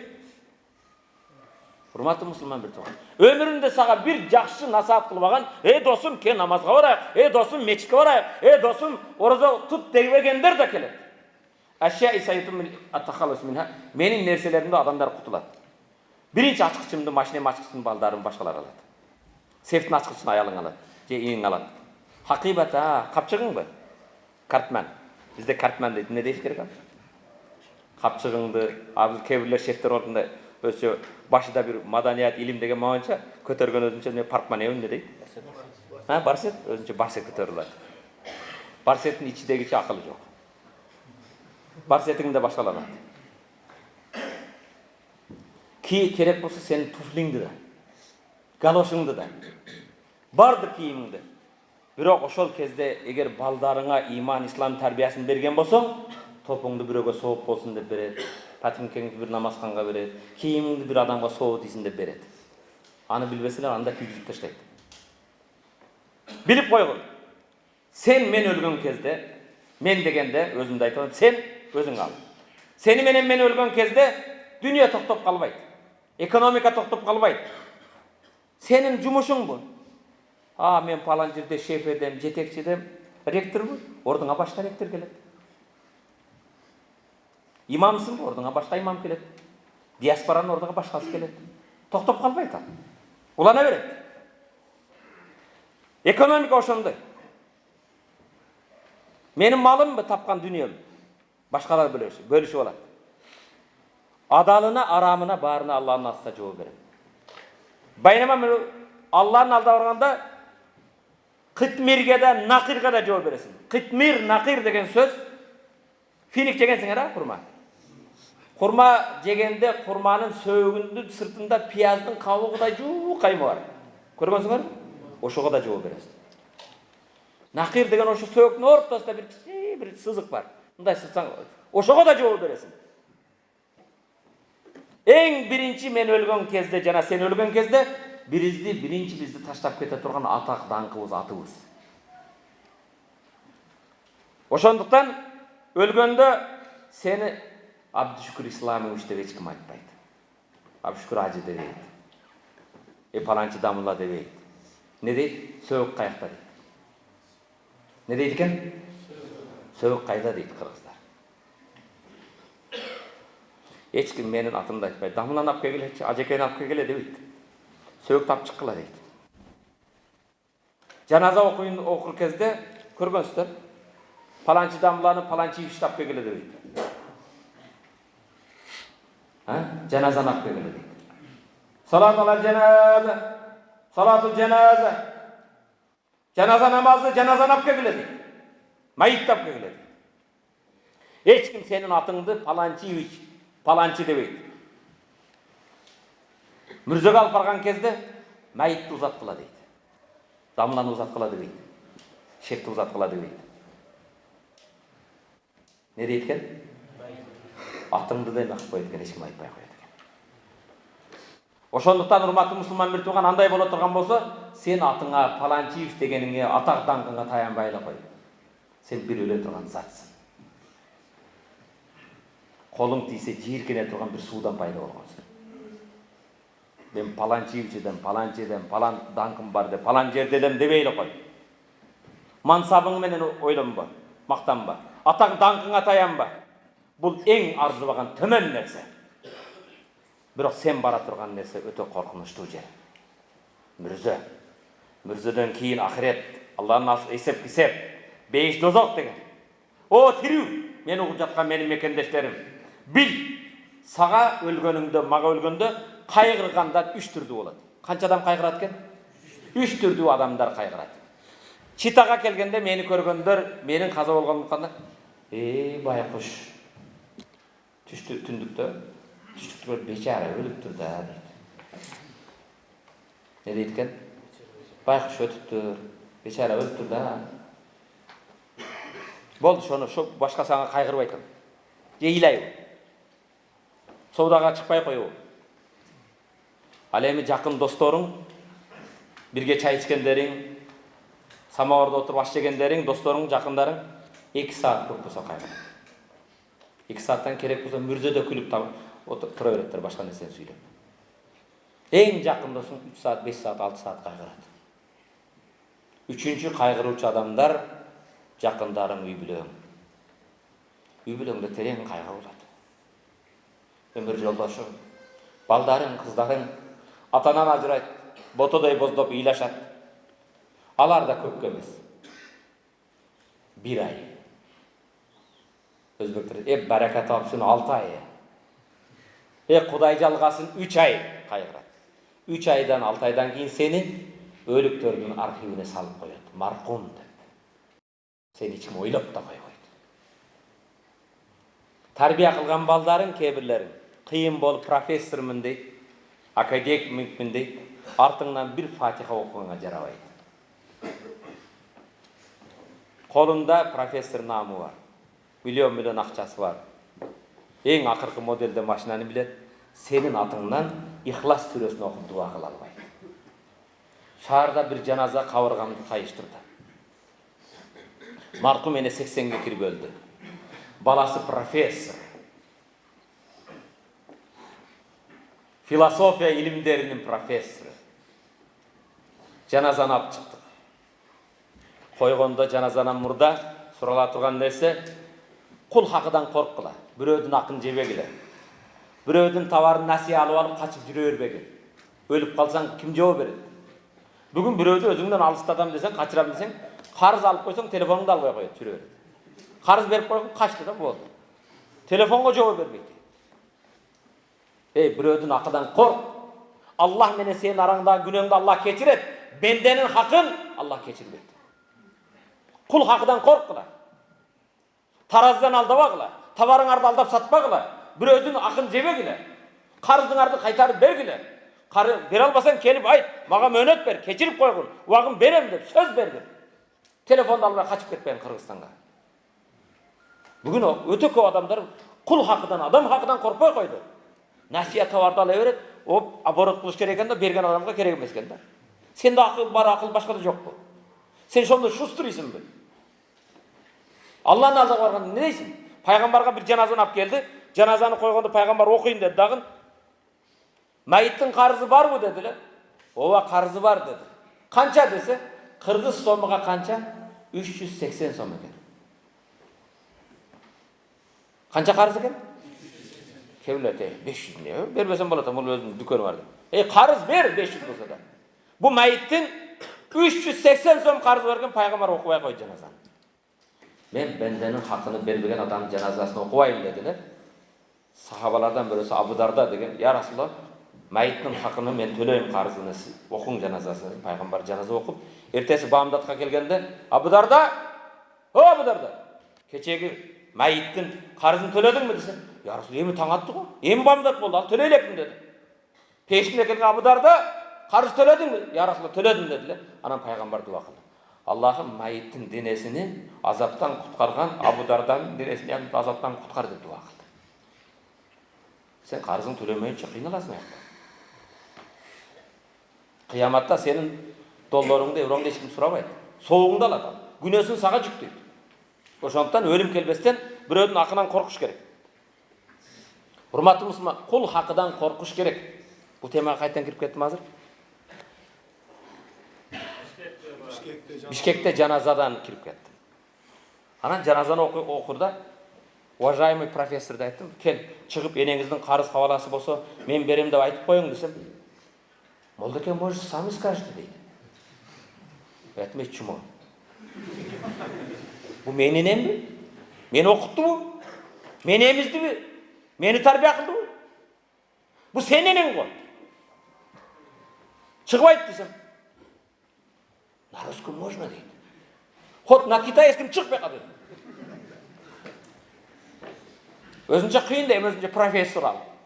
Енеңнің қарызын төлейім деп айта албасаң, жаназасында тұрып 4 тәкбір жаназа оқи албасаң, сен профессорлың кімге керек? Сен академигің кімге керек? Анан жаназаны оқыдық, шығып ана орысша айтты. Жаназаны оқығаннан кейін бардық та, пайғамбар саллаллаху алейхи уассаламның сахабасы Хазіреті Усман майытты жаназаны қабырға көтеріп барады екен да, қабырдан қайтқанда адамдар Хазіреті Усманды көтеріп келеді екен. Қабырдан қорқып илай береді екен, илай беріп өзін жоғалтты екен. Неге мұнша илайсың? Не қорқасың десе, пайғамбар Ал-қабр аувал маназил мин маназил ахира. Қабір ақиреттің ең бірінші тепкіші. Қабірда құтылған кейін құтылады, қабірда құтылмаған кейін құтылмайды деген. Пайғамбар саллаллаху алейхи хадисінде айтқан, ең қорқынышты ужас нәрселерді көрдім, қабірдан қорқынышырақ жер жоқ деді. Қабір ең қорқынышты нәрсе. Жалғыз жатасың. Бетіңе чымын қонса айдайды, ал жерде топыраққа башын қоясың. Үстіңді бекітіп кетішеді. Жалғызсың, соткаң жоқ. Астыңда бір материалың да жоқ. Мункар ва накир керек. Ошол жерге қабырға барып, урматтуу мусулман бір туған, енеңер өтсө, эже қарындашыңар өтсө, силер махрамсыңар. Енени балдары қармаш керек. Чочин еркектер қармаса болбойт. Қыздарды да, мысалы аялың да сен өлгеннен кейін никет тоқтайды. Аялды өзінің бір туғандары қойыш керек. Келіп енеңді қой десем, я же платил, пусть он баяғы мүрзе қазғандар қойсын дейді. Мен аларға ақша бергенмін дейді. Енеңді ақырғы сапарға ұзатып қоя албасаң, мүрзеге қойып бетін ашып, жүзіні қыблаға қаратып қоя албасаң, сен қандай баласың несен? Ит желік жоқсың. Андан кейін башқалар қойып отады. Тигі болса, мүрзенің ояғыда, бияғыда сигарет шегіп отады. Мен досыға айттым, мен шақырға, мана тупойға айт дедім, біраз сабыр қылып, истиғфар айтып тұрсын. Келме айтып тұрсын. Десем, бұл дейді ачуыны басып атады.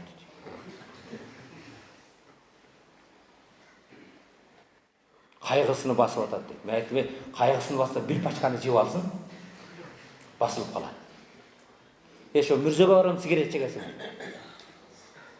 Мана бізде қандай адамдар бар. Сен өзіңе сұрау бер де, сен кімсің? Я муддаъиял кибра иъжабан би суратихи. Өзінің сүретіне алданып текебірлікті бой көтерген. Фа иннан натна тасрибу. Ажатханадағы сасықты сен көтеріп жүресің. Кейбірлер фигураға сабақтырады, мен де қандай. Өзінің сүретіне марқанып бой көтерген, ажатханадағы сасықты сен көтеріп жүресің. Лау факкаран нас ма фи бутунихим масташ'алал кибра шиб вала шуббану. Егер құрсағымыздағы ой жүгірсек, мана кекіртектен бастағы сасық нәрсек ой жүгірсе, жашыдағы қардағы ешқашан бой көтеріп текебір болбай тіле дейді. Ошондон урматтуу мусулман бир туугандарым, Рамазан айы келатат, келгиле, орозо кармайлы. Жакшы ибадат кылалы. Дагы силерден сураныч, ушул бөтөн элде, бөтөн жерде жүргөн жерде, ушул элдин маданиятын сыйлагыла, законун сыйлагыла, чектен чыкпагыла, улууду урмат кылгыла, кичүүнү издат кылгыла. Мешітке келген кезде да жумаға келесің, машалла, рахмат, сенің оқыған намазың өзің үшін. Бірақ жолды тосып, машинеңді туш келген жерге қойып қойып. Машинеңді алысырақ қойғындағын жау келсең, әр бір қадамыңа соғып жазылады, бір қадамыңа бейіштегі даражан көтеріледі. Жол тосып қойыпты. Кім? Киралуға қарсы жолды. Мешітке келе тұрған жолды машинаны тосып қойсын, жолдан алып қойғыла. 3-4 машинаны қатар тосып қойсын, сырттан Киралуға қалыпты. На входе вот здесь на середине ставят машины. Просто люди, которые на гараж ставят машины, не могут заехать. Звонят. Давайте, ребята. Алып қойғыла. Өзі білет кім қойғанды машинасы.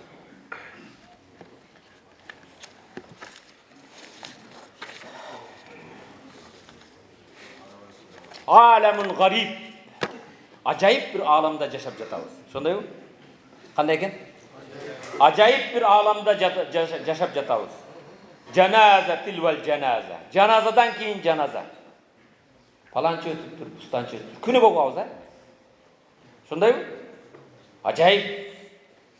Біреудің жаназасынан кейін. Өлімден кейін өлім. Өлім хабарлары чағылған сияқты. Біреусі қырсықтан өлді. Біреусі рақтан өлді. Біреусі спиттен өлді. Біреусі жөніне бара жатып өліп қалды. Біреусі базарда жығылып қалды. Біреусі жана башқадан.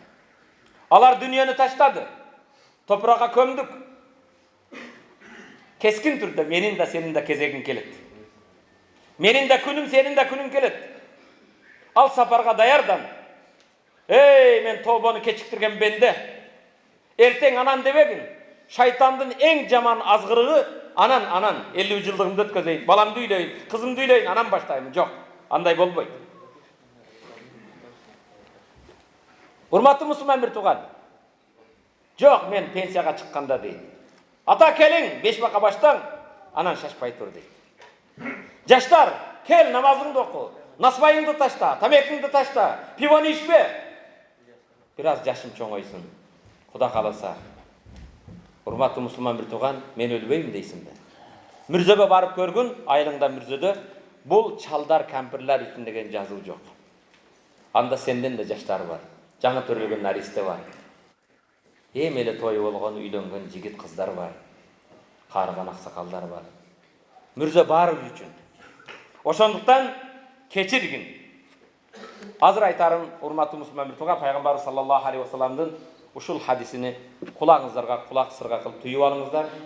Бұл жоқ дегенде ушул есіңерде қалсын. Қияматта 3 амал бар екен, таразыға қойылбайды екен. Не қойылбайды екен? Таразы көтербейді екен аламалдың соғыны. Біріншісі, иннама юваффас сабируна ажрахум биғайри хисаб. Құранда Аллахның сөзі, Абдышкүрдің сөзі емес. Иннама юваффас сабируна ажрахум биғайри хисаб. Сабырдулар соғыны есепсіз алады дейді. Қияматта чексіз соғып алады екен. Кім? Сабырды болғыла. Сабырдулы құрматты мұсылман бір туған, бір ғана башыңа жеткен қайғыдан, башыңа жеткен мұсибаттан, жақыныңды жоғалтудан сабыр қылу емес. Ертең тарауға келгенде сабырдулық керек. Жұма намазға сабырдулық керек. Машинеңді алысырақ қойып, мешітке келуге сабырдулық керек. Күнөөдөн тыйылуға сабырдулық керек. Баяғы сен кіріп жүрген сайтты тоқтатып қоюға сабырдулық керек. Барға сабырдулық керек. Сабырдулар қияматта соғын не қылады екен? Чексіз алады. Қайрайсы тез сабырдулық 3 амал жөнінде сөйлемек үшін бұл жерде келгенде айтып қойайын. Абдулла ибн Умар. Кім? Хазіреті Умардың баласы Абдулла бір күн Мадинаның четіне шығып тұр.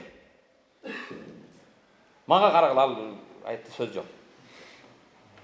Абдулла ибн Умар Мадинаның четіне шықса, бір кішінекей балағатқа жетіп жетпеген бір байдың құлы. Кеме?